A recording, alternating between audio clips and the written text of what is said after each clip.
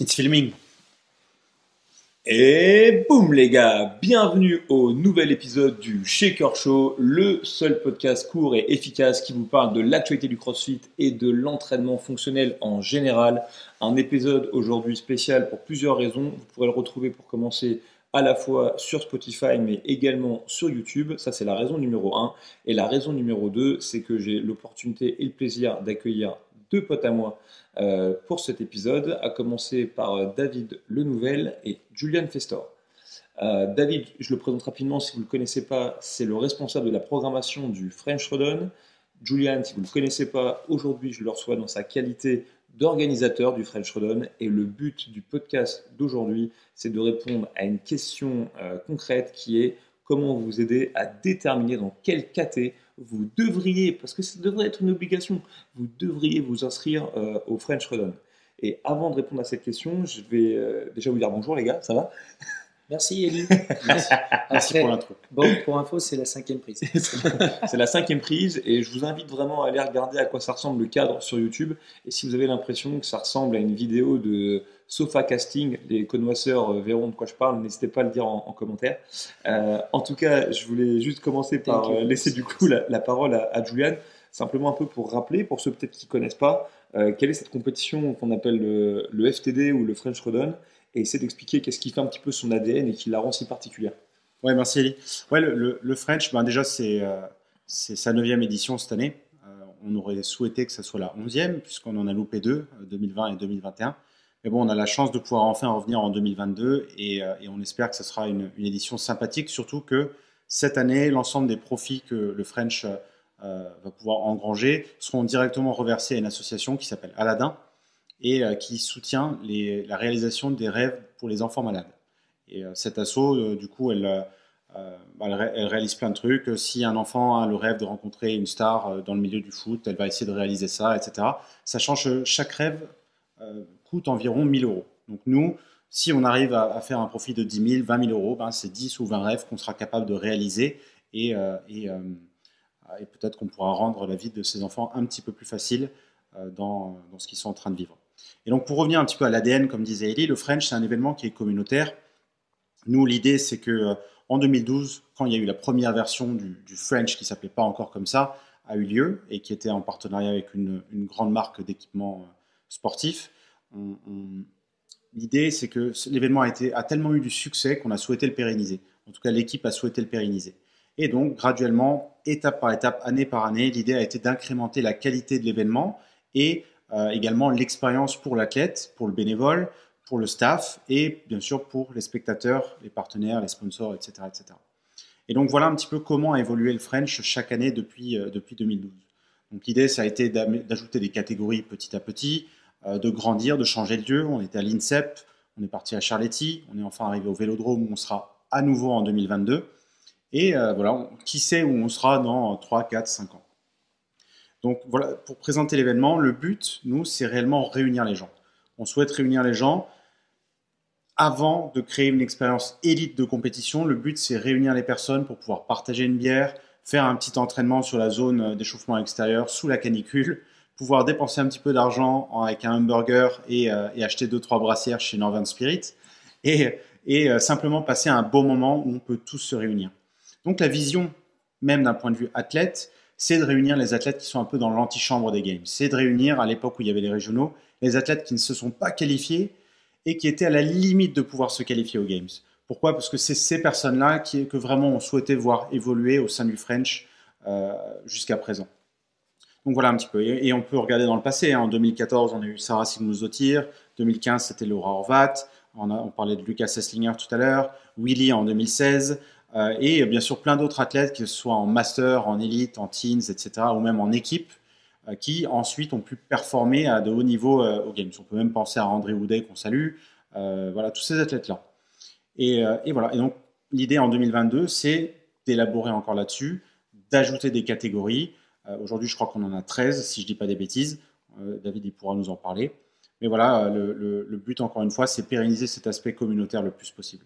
Donc il y a deux trucs maintenant. Ce que j'entends, c'est que déjà le French Rodon, c'est une fête à part entière, dans le sens où des compétitions, c'est toujours cool lorsqu'on est athlète d'aller performer. C'est parfois sympa lorsqu'on est spectateur, s'il y a un athlète qu'on connaît, d'aller l'encourager. Mais là, à la rigueur, même si tu connais personne, à partir du moment où tu aimes ce qu'on fait, tu te pointes, tu es dans un métaverse où ça vit que d'entraînement fonctionnel, de salle affiliée CrossFit, etc.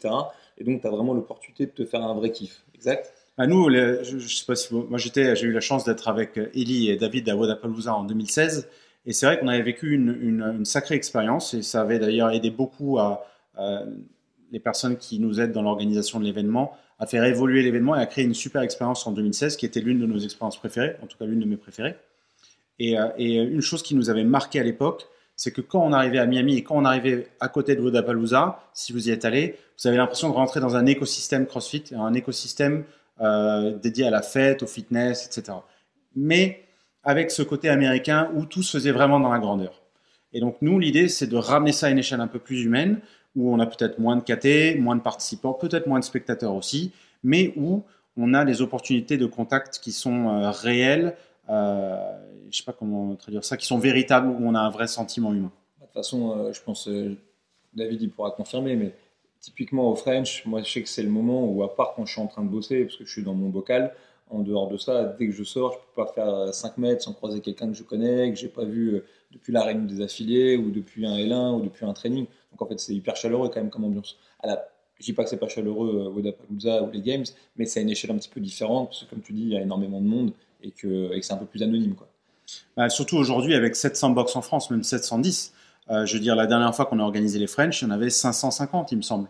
Donc aujourd'hui, il nous manque une occasion de nous réunir réellement pour un objectif commun, et ça a toujours été l'objectif du French. C'est pour ça qu'on organise aussi une réunion d'affiliés en parallèle du French, qui est beaucoup plus informel. C'est un barbecue, un petit café et puis des câlins.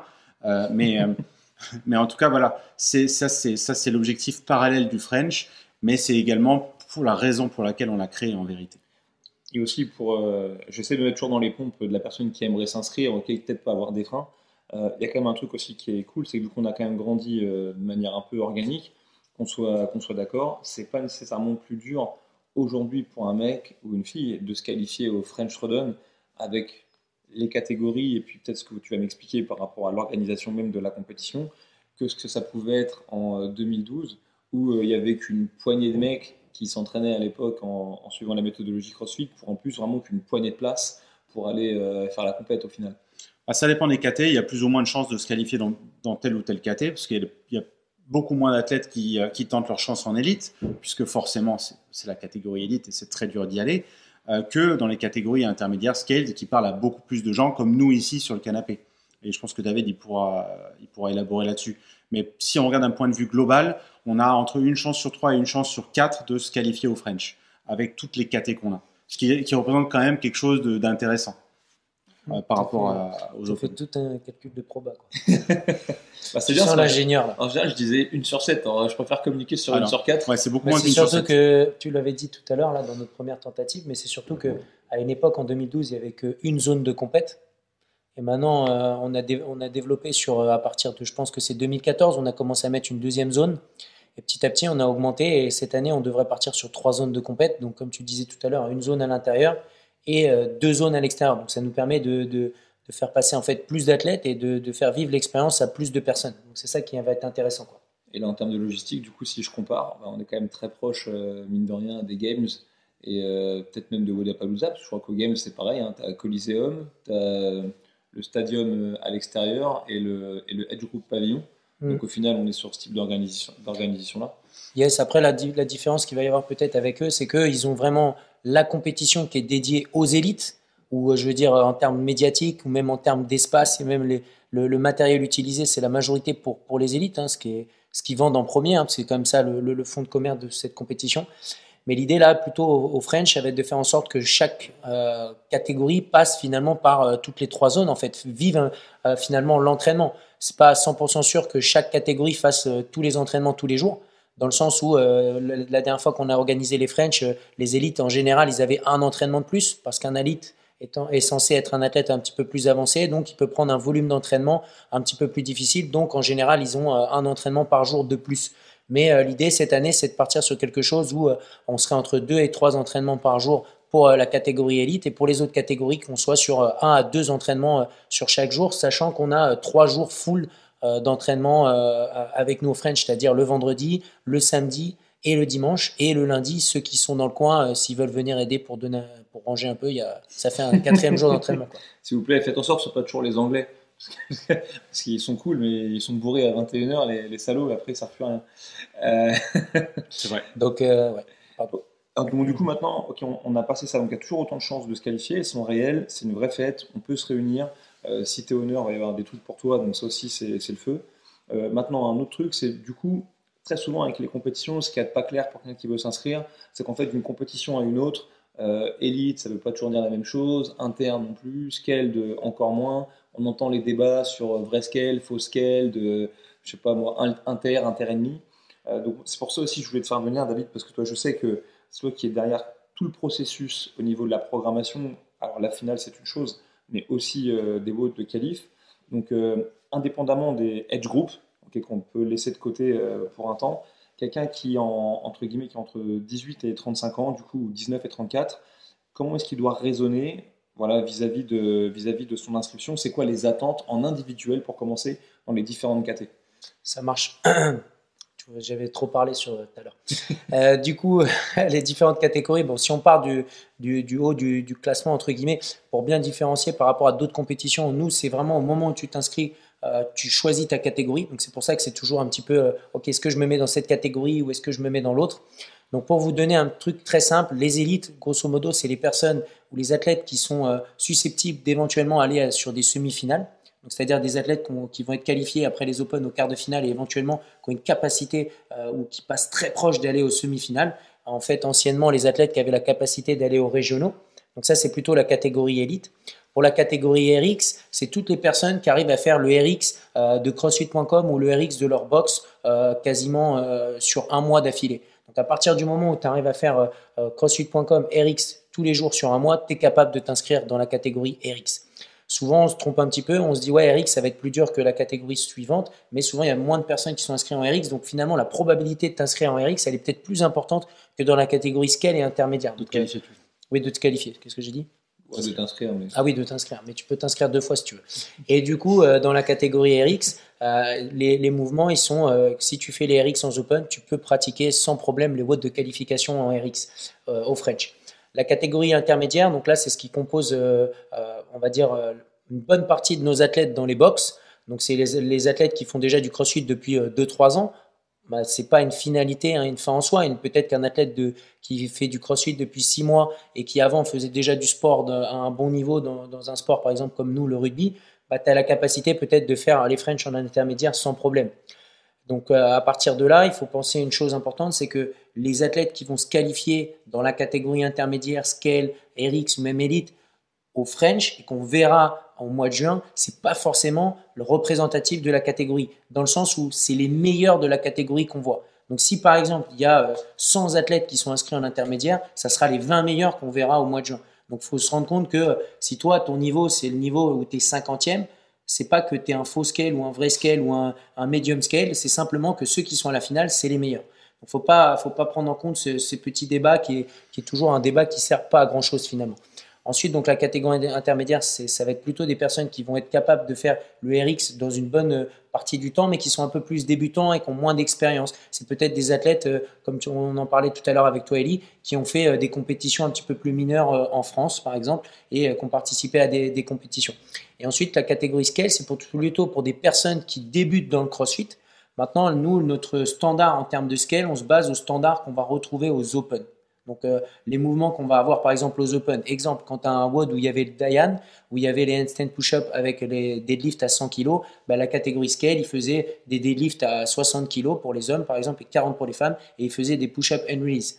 À la place de marcher sur les mains, dans la catégorie scale, bah, il faisait des bear crawl. Ça ne veut pas dire qu'on va faire des bear crawl au French, c'est simplement pour vous donner un ordre d'idée. Si vous n'êtes pas sûr dans quelle catégorie entre scale et intermédiaire, regardez les Open des années précédentes, regardez les WOD des French des années précédentes et vous allez vous rendre compte un petit peu de où est-ce que vous allez vous situer. Mais à la différence pour le scaled, pour ajouter là-dessus, c'est que nous, on a une finale. Donc à l'Open, vous avez juste les qualifs ou juste des événements participatifs dans les box, mais vous allez nulle part après. Vous êtes qualifié dans un classement, super, vous êtes classé. Au French, vous avez la possibilité de vous qualifier dans une finale. Donc, Il y aura quand même des athlètes qui vont chercher la performance au sein de la catégorie scaled. Et donc la catégorie scaled pour un honneur et dans les box, elle doit servir à plusieurs choses. La première, c'est créer un événement participatif dans les box, donc pour que tout le monde puisse y participer, pour qu'on soit tous classés, pour on puisse tous se mesurer, mais également pour donner une opportunité à des athlètes novices en CrossFit, mais pas forcément novices en sport, de performer tout de suite et de trouver du plaisir dans le CrossFit. Ça, c'est quelque chose qu'on n'a pas à l'Open, c'est quelque chose qu'on n'a pas dans les autres compètes. Nous, on veut pouvoir donner cette opportunité parce qu'on a plein d'athlètes qui arrivent au CrossFit, qui étaient peut-être boxeurs pro, qui ont fait de l'aviron à haut niveau, qui ont fait je ne sais quoi, des sports de combat, de l'athlé, etc. Et qui travaillent, qui ont un boulot, ça fait longtemps qu'ils n'ont pas fait de sport. Ils arrivent dans une box, ils trouvent énormément de plaisir, ils cherchent un challenge et bien sûr, ils ne sont pas assez bons pour aller en RX, en inter et en élite, parce qu'ils ne maîtrisent pas tous les mouvements. Et donc là, on peut argumenter, est-ce que ce sont vraiment des athlètes scaled? Oui, en termes CrossFit, c'est des gens qui ont peu d'expérience, ils ne maîtrisent pas tous les mouvements. Oui, peut-être ils sont bons sur un 400 mètres ou pour un haltérophile, il est bon en clean, mais ce sont des athlètes scale dans CrossFit. Et donc ces gens-là, il faut leur donner une opportunité et c'est à ça que cette catégorie sert pour la finale et ensuite pour les autres débutants, réels débutants, elle sert également dans les box. Donc un athlète, c'est un bon challenge aussi. Ouais, exactement. En qualif, il va peut-être faire des hand release push-up, mais quand il va aller à la finale, on va chercher à le challenger un peu plus. Peut-être que ce jour-là, on va lui donner, on va faire un WOD ou qui va se terminer par du handstand walk. Alors oui, ça va challenger l'athlète scaled, mais c'est le but. C'est d'aller chercher le challenge et de les pousser un petit peu dans leur retranchement. Donc, si je fais la synthèse, donc quelqu'un qui veut s'inscrire au French en élite, c'est pas compliqué, c'est niveau semi-final ou approchant. Okay. Si c'est un mec qui se qualifie, qui vise la qualification en RX, je pense qu'un bon benchmark, c'est de se dire que déjà il a sans doute atteint les quarts de finale de l'Open, c'est-à-dire qu'il est dans les 10% meilleurs de sa caté et qu'il a sans doute fait des compétitions à l'échelle locale, des interbox, des throwdowns qui ont de la gueule un peu en France. Je pense, je sais pas moi, je vais citer Affiliate, peut-être les Battle of the Crown et j'en passe. Désolé si je n'ai pas cité votre compète. L'Inter, lui, c'est plutôt l'alpha de la boxe, qui fait la plupart des WOD en RX. Le guerrier du week-end. Le guerrier du week-end, ça c'est nous ça. Et peut-être que... Celui qui arrive à 19h et qui fait le WOD à 19h, mais il fait un bon temps. Et après, il rentre chez lui faire à manger à ses enfants. Ok. Est-ce qu'il fait des biceps curls après le WOD de 19h? Peut-être.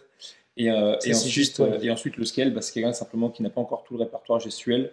Voilà. Donc c'est important de ne pas vous tromper de catégorie. Et puis il faut que vous compreniez ce qui est intéressant aussi. C'est vraiment de dire qu'on va vous challenger si vous arrivez à la finale. Moi, je me rappelle, je ne sais pas si vous vous souvenez de ça, les gars, la deuxième fois qu'on a fait Wodapalooza en équipe, où pour le coup, on était en inter, en team, et donc c'était décrit comme étant les weekend warriors, les combattants du week-end, donc ce qui correspondait complètement à notre niveau de pratique à l'époque.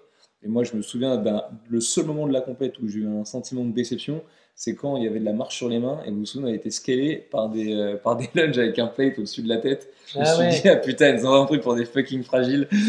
et tu vois, et c'est marrant parce que tu vois, du coup, dans ce que tu dis, c'est le moment où je dis, bah tu vois, c'est là en fait où c'était un mouvement avec un skill qui était important et ils nous ont pas challengé, alors que c'est sans doute là qu'on aurait fait la diff en plus au classement en général, mais je veux dire, c'est le seul moment où j'ai dit putain, en fait, là, je suis frustré. On aurait sûrement gagné. Bien sûr, on serait passé le 17 à premier direct. Ah, 17 je sais rien, je dis pas. Je me rappelle plus. Ce que je me rappelle, c'est que le gros sac de sable sur le coup, ça m'avait coupé la circulation du sang et que j'étais aveugle à la fin du WOD. That's CrossFit, man. Mais ouais, c'est pour ça que souvent on nous demande des critères. On nous demande des critères en termes de chiffres et de données. Et on l'a fait par le passé. Par exemple, vous maîtrisez 50 double under, vous avez 60 kg clean. Et puis, qu'est-ce qui se passe si un athlète, il lui manque deux cases sur les 10? Donc, du coup, ça n'a pas de sens, ces critères. Même en scaled, quels sont les critères pour définir quel est un athlète scaled?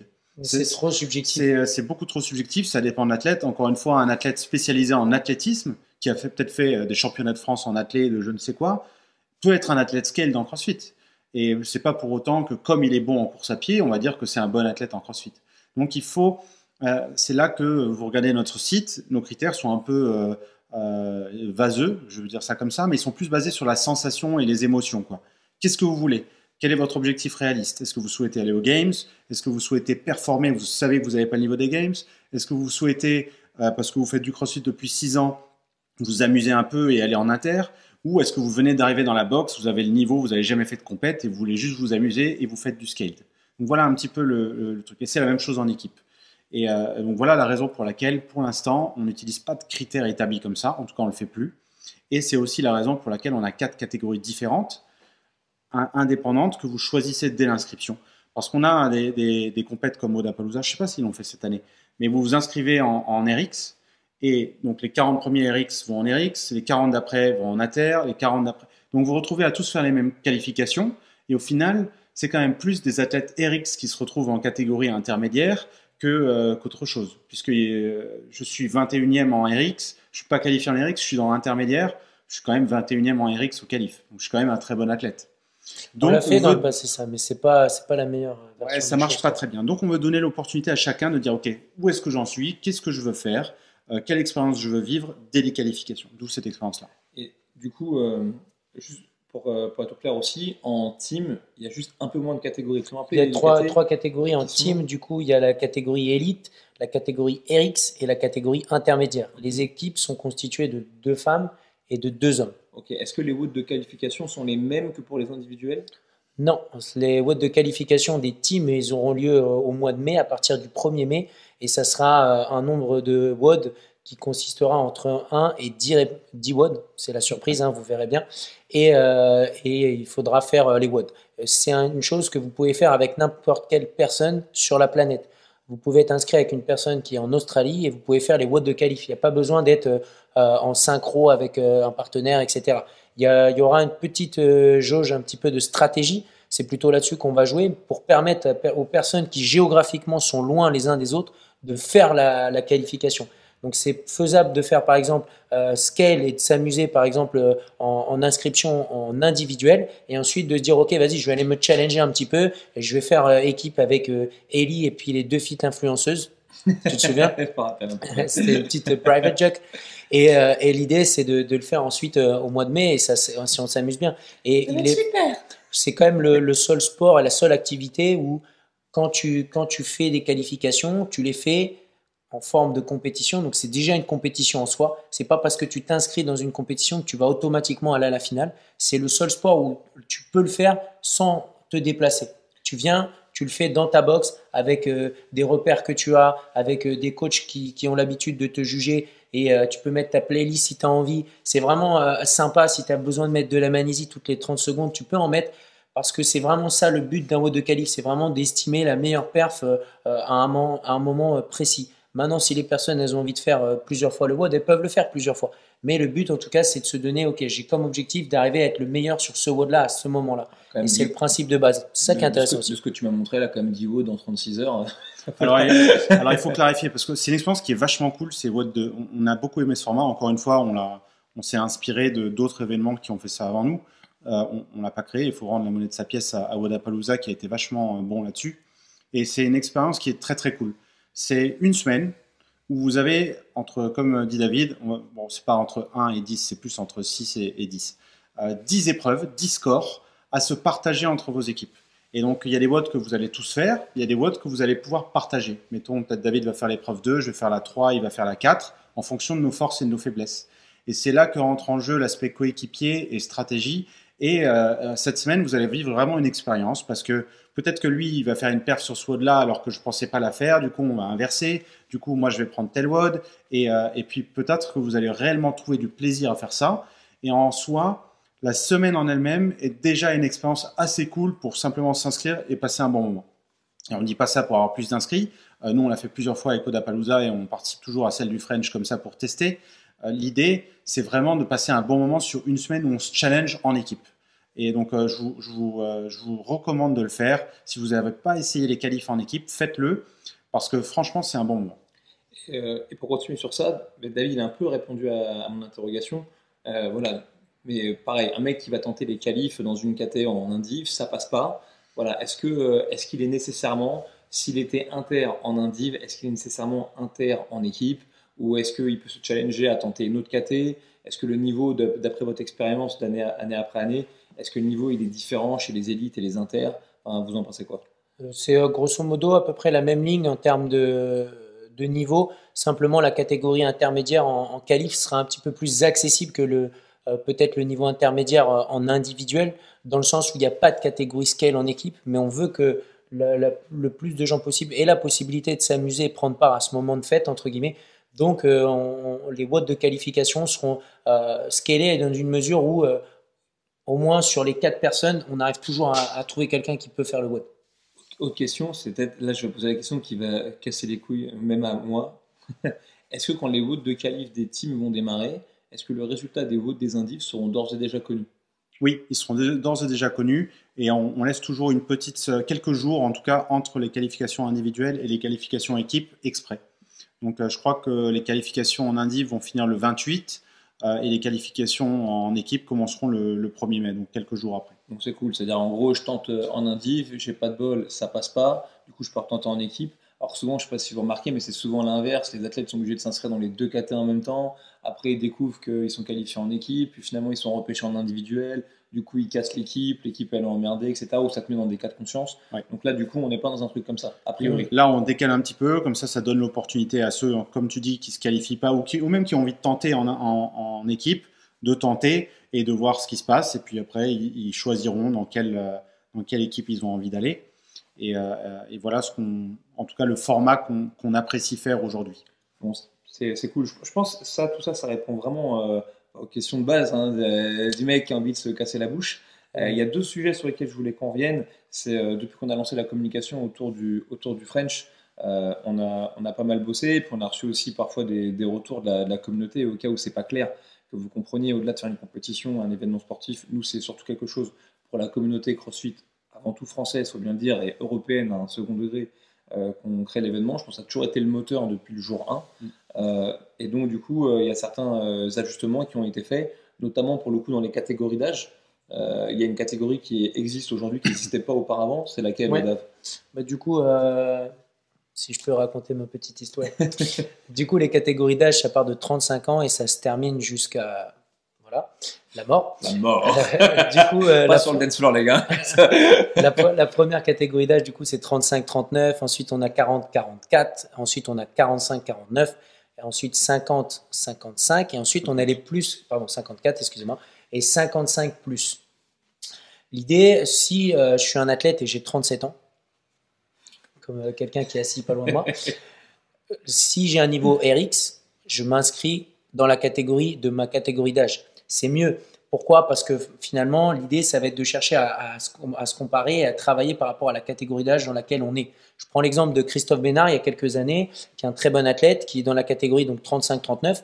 Il avait la capacité de s'inscrire et de réussir à travailler en élite, peut-être éventuellement de faire un top 5, voire un podium. Et il a préféré se qualifier donc dans la catégorie 35-39 et il a gagné cette catégorie-là.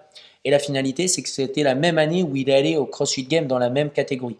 Nous, notre but, c'est pas de réinventer la roue. Depuis tout à l'heure, on vous explique que on donne à César ce qui revient à César. Et c'est le même principe un petit peu dans la manière dont on va concevoir les entraînements, dans la manière dont on va concevoir les catégories, les scaling, la manière dont on va adapter. On fera en sorte à chaque fois d'adapter par rapport à ce qui se fait de mieux sur la planète et de simplement s'aligner par rapport à ça. Donc si éventuellement vous êtes un athlète qui souhaite par exemple en 55+, donc dans la nouvelle catégorie qu'on a ajoutée cette année, faire les games en 55+, bah, inscrivez-vous au French en 55+, même si vous êtes éligible à vous qualifier en élite, simplement parce que ça vous permettra de vous préparer au mieux par rapport au scaling et par rapport à ce qui va se passer éventuellement si vous vous qualifiez aux États-Unis au mois d'août, quoi.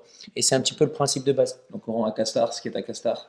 C'est exactement ça. Okay. Et pour rassurer les masters, on les entend, on sait qu'on veut de plus en plus de catégories d'âge. Logistiquement, les choses ne sont pas forcément toujours évidentes. Là, on tente la 55+. L'idée, c'est bien entendu d'en rajouter, donc d'avoir 50, 55, 59, 60 plus après, et ainsi de suite, et ainsi de suite. Pareil pour les adaptives, pareil pour les teens. Donc il y a plein de choses qui rentrent en jeu, c'est les bénévoles, le staff, grandir petit à petit, construire la communauté de chaque catégorie pour qu'on puisse avoir une compétition saine et que nous, en termes d'organisateurs, on puisse vivre une expérience qui soit convenable et que tout le monde soit content. En plus, c'est pas un nouveau débat. Enfin, je veux dire, deuxième édition des French, première édition à l'INSEP. Moi, je me rappelle, tu avais une catégorie master. Je crois qu'à l'époque, ça allait pas 35 plus.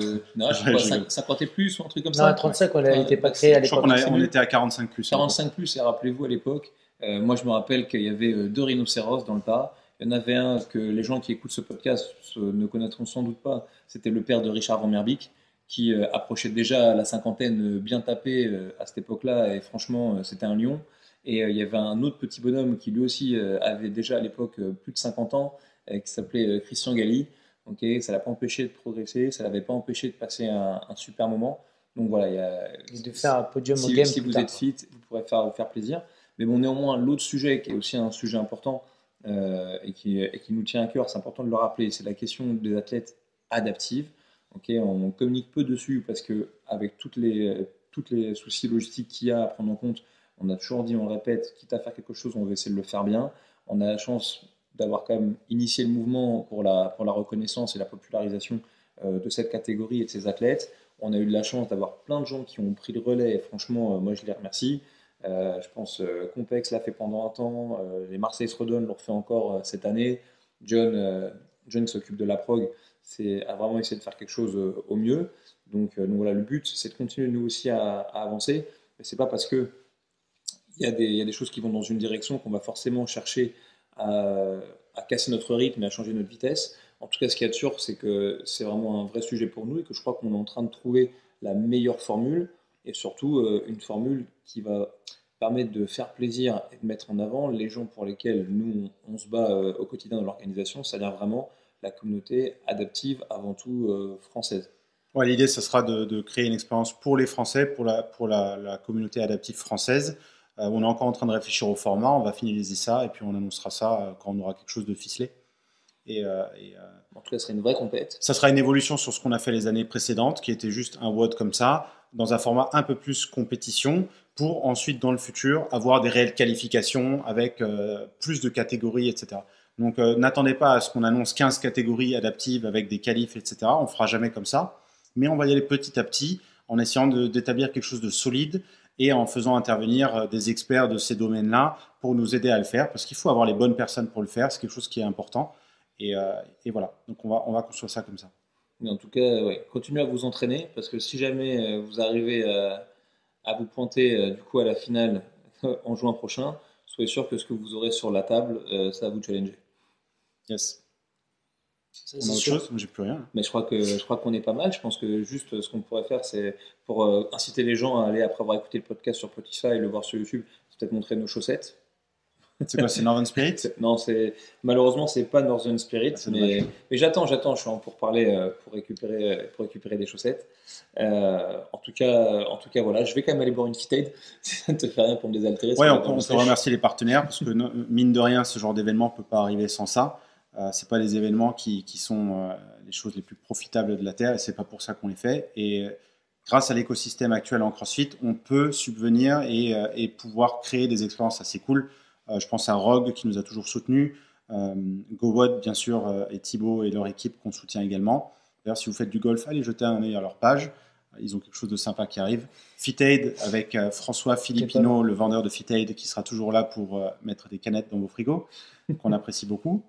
Et qu'est-ce que j'oublie bien sûr? Northern Spirit, qui est notre partenaire principal pour l'équipementier cette année, qui est aujourd'hui avec une équipe française qui gère l'entreprise. On remercie Malek, l'équipe qui bosse avec lui, Tom, etc. Et qui va faire une expérience de fou pour les bénévoles et les athlètes. Et c'est vraiment pour ça qu'on a décidé de s'associer avec eux cette année. Et NutriPure, qu'on n'a pas encore annoncé, mais qui sera un des partenaires des French cette année et qui sera content peut-être d'être en vente dans vos box, je suppose. Donc on les salue et on les remercie. Et si vous voulez vous inscrire au French, si vous avez des questions, n'hésitez pas à contacter Ellie. Non, je Si rigole. vous voulez candidater. Mais si vous voulez vous inscrire, rendez-vous sur le site du French et c'est assez simple. J'ai une dernière question. Les annonces pour les bénévoles, parce que ça aussi, je reçois beaucoup de Ouais. messages, ça tombe quand? Je pense que fin février, début mars, on aura les candidatures et on triera ça pour mi-mars et on créera les groupes. Donc on recherche 300 bénévoles dans 4 ou 5 équipes différentes et voilà. Eh ben, on est pas mal. Qu'est-ce que t'en penses? Thank you so much, man. Les gars, merci. Franchement, ça m'a fait archi plaisir. C'est peut-être le setup le plus cheap que j'ai jamais utilisé jusqu'à présent, mais on a quand même bien rigolé. À nouveau, si vous avez des questions par rapport à ces KT, vous n'hésitez pas. Vous avez un onglet commentaires. Vous pouvez nous retrouver sur nos comptes Instagram respectifs, celui du French Rodon, le Shaker Show. Allez sur celui de Julian Festor, il adore ça. et voilà, balancez vos questions ou en commentaire sur la chaîne YouTube. Et comme ça, vous êtes tranquille. Allez, à tout bientôt. Salut! Ciao tutti. Tutti frutti.